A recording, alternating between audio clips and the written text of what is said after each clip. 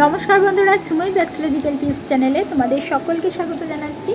আজকে একটি টোটকা তোমাদেরকে বলে দিচ্ছি। যেসব বাচ্চারা রাত্রিবেলায় ঘুমোতে গেলে জেগে যায় অথবা ঘুমের মধ্যে কান্নাকাটি করে, ঘুম ভেঙে যায়, তার ফলে কিন্তু বাবা মারাও আতঙ্কিত হয় এবং ভয় পেয়ে যায়।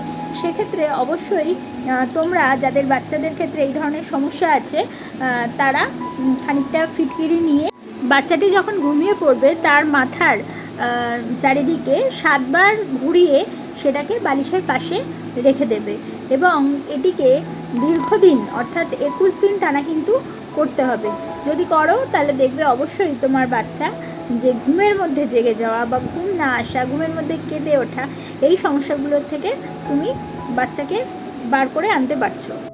শুধুমাত্র এটি ছোট শিশু বা বাচ্চাদের জন্য নয়, যারা একটু বড় রয়েছে, যেমন ধরো স্কুলে পড়ে এবং কলেজে যারা রয়েছে, তাদের ক্ষেত্রেও দেখা যায় যে তারা স্বপ্ন দেখে তাদের ঘুম ভেঙে যাচ্ছে, ঘুম আসছে না, দুঃস্বপ্ন তাদের ঘুম না আসার কারণ হয়ে দাঁড়াচ্ছে। সেক্ষেত্রে তারাও কিন্তু তাদের ক্ষেত্রেও তাদের মারা কিন্তু এই ধরনের প্রক্রিয়াটা টানা 21 দিন করলে তারাও কিন্তু খুব ভালো ফল পাবে।